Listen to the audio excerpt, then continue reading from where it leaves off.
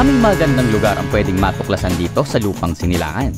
Ako nga pala si Jose Sian, ang iyong travel guide, kaya't samahan ninyo ako tuklasin ang mga yaman ng Pilipinas.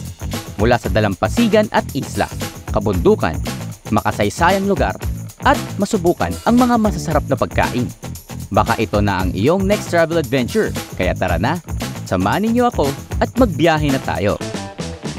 Another day, another adventure, at andito tayo ngayon sa isang campsite dito sa Barangay Daraitan, Tanay Rizal.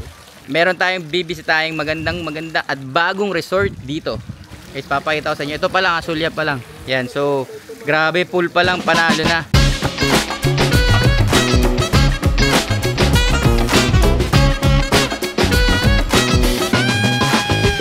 So guys, tingnan nyo naman yung parking area namin. At rough road yung pinagpasukan namin. Yan. In time, made-develop lang yan. Huwag kayong mag-alala guys. So, ito yung parking spot natin dito for Camp Aliw. Pasok tayo. At mamaya papakilala ko sa inyo mga kasama natin dito ngayon.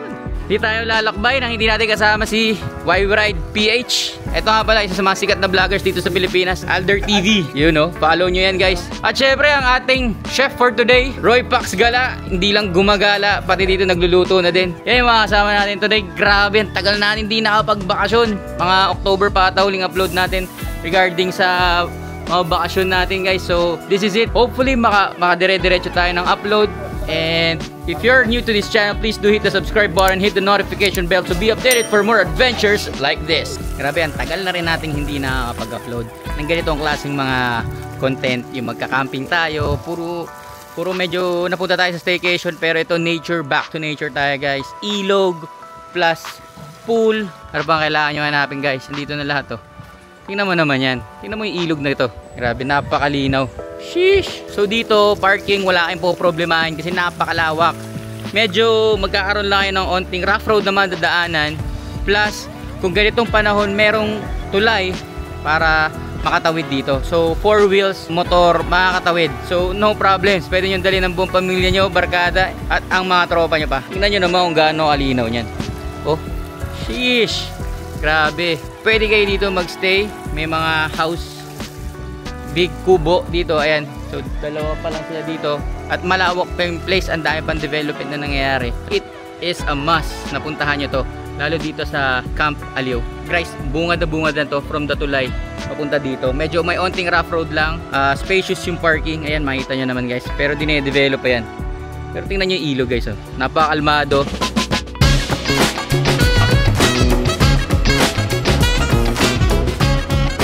Kuya Mark, siya po ang ating nagahiwa. Grabe oh.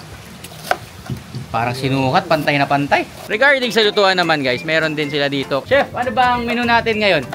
Meron tayong nilagang baka, chicken inasal, inihaw na pusit at bangus. Uy, grabe. Seafood plus baka. Grabe, para tayo. Sira diet natin guys. So kung kailangan nyo ng mga gamit pag magluluto kayo guys, wala nang poproluhain din, kompleto na talaga. Tignan mo si Master Roy Pax, basic lang. Itong function hall na to, ito pwede kayo dito mag-prep ng food, dito kayo mag-dinner, dito kayo kumain.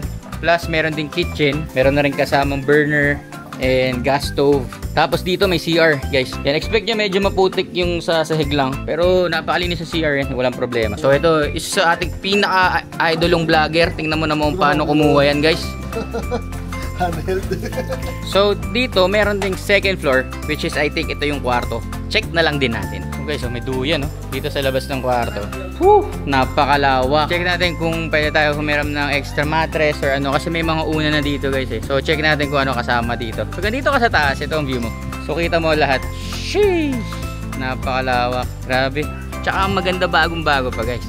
Baka kayo na yung isa sa mga unang makakaarkila dito, diba? Ayos. So ito yung kwarto namin guys. Tingnan nyo naman. Napakalawak. Kasyang-kasya kami lahat. Electric fan. Ito ang bubungod sa'yo. Tingnan mo naman.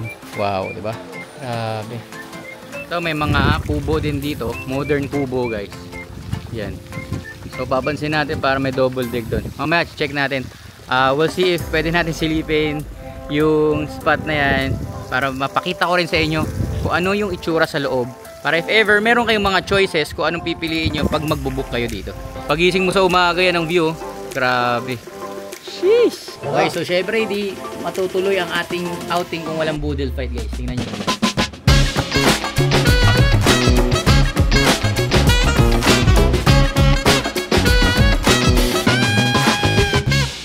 So dito sa pwesto namin sa resort ay sa campsite na papwestuhan namin, lalakarin lang naman yung papunta dun sa tulay kung saan tayo kanina tumawid. Papakita ko na lang sa drone shot yun. Lalakarin lang namin kasi may mga pwesto rin kasi dun, so sisilipin lang natin. Grabe ko guys, makita nyo, napakalinaw ng tubig. Trivia lang guys, itong tulay na to, ito yung tinawiran natin kanina. Sila lang may gawa dito. Kaya may times minsan wala to. Pag medyo mataas yung tubig, binabaklas ulit nila yan. So ito yung bungad ng Daraitan River guys, tingnan nyo naman, napakalinaw dito pa lang. Para alam nyo rin pala, itong tubig na to, diretso to sa Agus River, yung pinuntahan natin sa Quezon.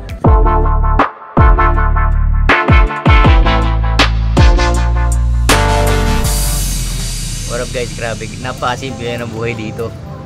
Basic lang, diba? Provincia feels, chill lang, malapit na sa Metro Manila, mag-enjoy ka.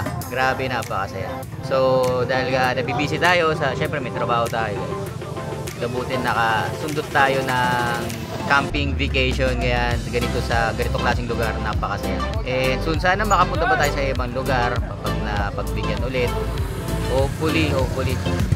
Excited na nga ako maligo sa ilog tapos onting chill. Alam mo yun, pampaano lang, pamparelax lang.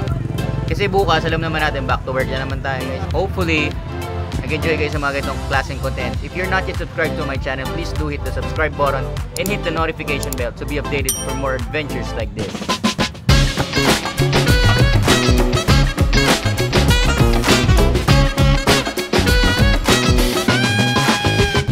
Okay, so ito yung sa mga pwede nyong arkilahin dito sa Camp Aliw.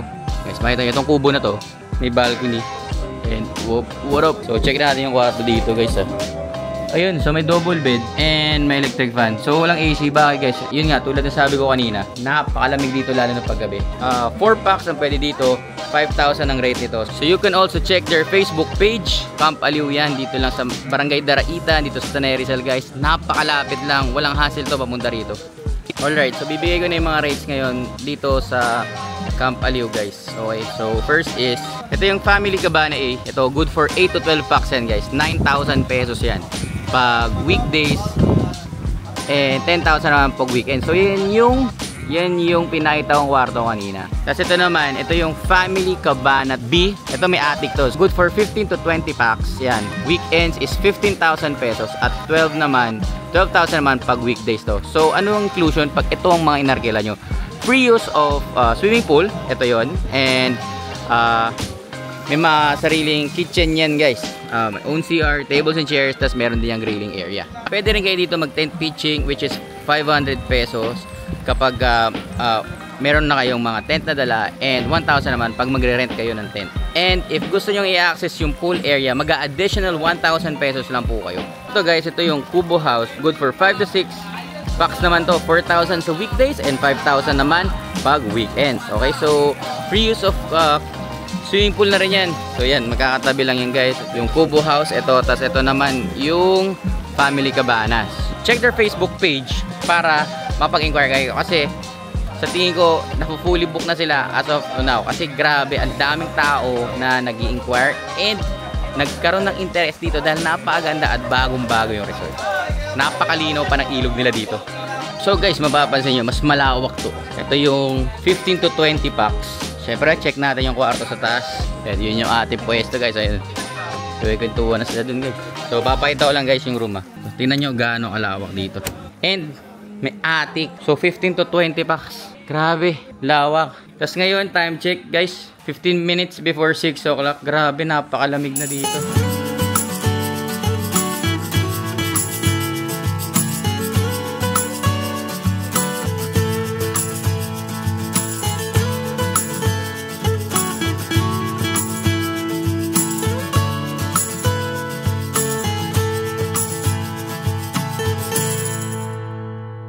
What's up guys, good morning. Grabe, sarap ng tulog guys. Time check, magte-10 na. Tingnan nyo naman. Napakalmado.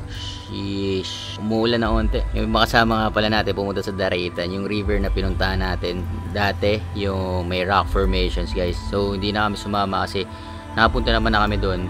Ibang kasama kasi namin first time, so sila na lang muna. Yan, naiwan lang kami dito.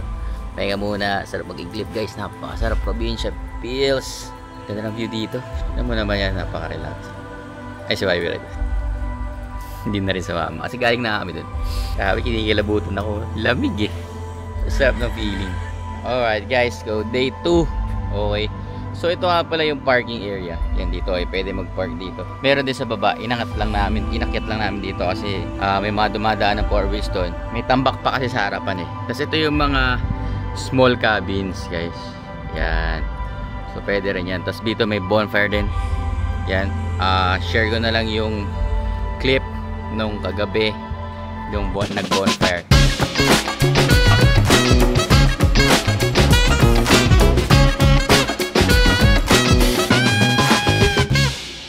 Grabe, ganda dito guys. Tapos ito mga tropa mag-swimming. Ako hindi na muna ako mag-swimming kasi nanginig ako kagabi. Sobrang lamig ng tubig. Pero ito natin, pwede nyo ano lang tayo ng paa. Pwede din. Grabe, linaw pa rin. Maambon yan guys. Medyo maambon. Ayan medyo inaayos pa yan. Ayusin pa yan para mas lumuwag yung parking. Let's go, punta tayo dun.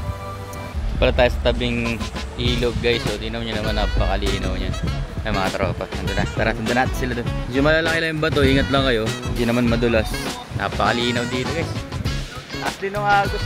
So ito, ilog na to. Rekta na to. Papunta Agos River guys. Rekta na. Panoorin na lang natin sila guys manood. Ay, mag-swimming.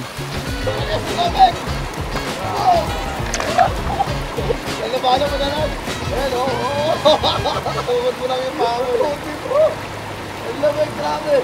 Okay guys, so patapos na yung araw at pauwi na rin tayo. So nagpapack up na kami. Pero nabigyan kami ng buko dito guys. Napaka-fresh. Galing pa sa puno kanina, kakataga lang, kakabukas lang. I'm not sure kung ito ay ibebenta nila dito. Basta meron sila availability, meron pwede kayong humingi or bumili siguro. Okay? So guys, tapos na po tayo. If you're not yet subscribed to our channel, please do hit the notification bell to be updated for adventures like this. Kita-kits sa susunod na video. Cheers! Woo!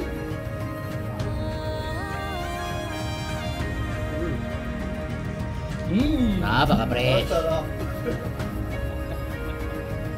This marks the end of our video. Maraming salamat sa lahat ng suporta at pagmamahal na ipinakita nyo sa amin mga ka-ventures.